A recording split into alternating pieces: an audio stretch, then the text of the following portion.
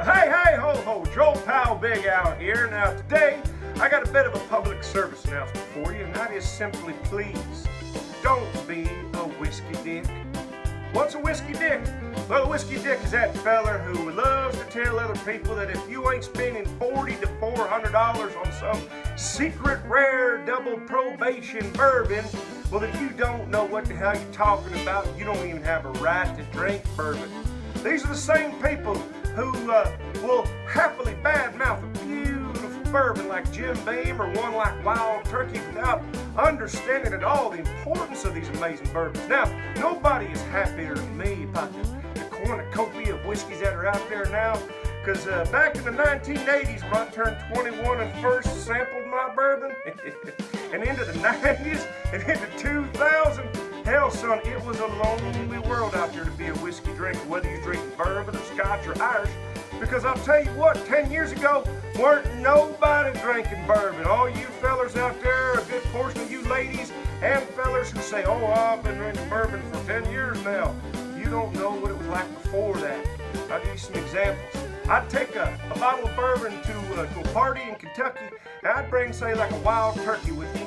And this would be 80s, 90s, and I'd set that on the table. I knew that it'd be safe. Nobody drank bourbon, they all drank vodka.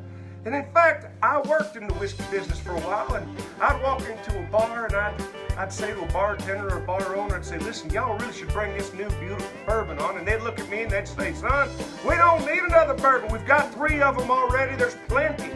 And I'd say, well, just get rid of one of your orange flavored vodkas. You got 12 of them up there. Cut one out that ain't selling, bring in this bourbon and watch and see if people don't drink it. And guess who was right? And there ain't nobody more tickled than me about the number of bourbons you can get, the type of bourbons, and the rare bourbons, and even these new beautiful handmade bourbons and small batch. But what I do hate is people who walk around and love to act like somehow bourbon is like fine wine. Oh, look at me, I'm like a sommelier. Bits of butterfly dust in there with this bourbon. That one doesn't have any flavor. Now, drink it. If your friend wants to bring a bottle of Old Granddad to a party, instead of making fun of them, I'll tell you what, have a sip with them. You might learn something. Whiskey's meant for drinking and having a good time. Hell, it was kept alive by crazy Scotsmen and moonshiners. Never meant to be fancy, just meant to be enjoyed. So, once again, I want to remind everybody, please, don't be a whiskey dick. And this is your old pal Big Al reminding y'all to stay safe and saying here's to you and yours. And that didn't even cost me $40.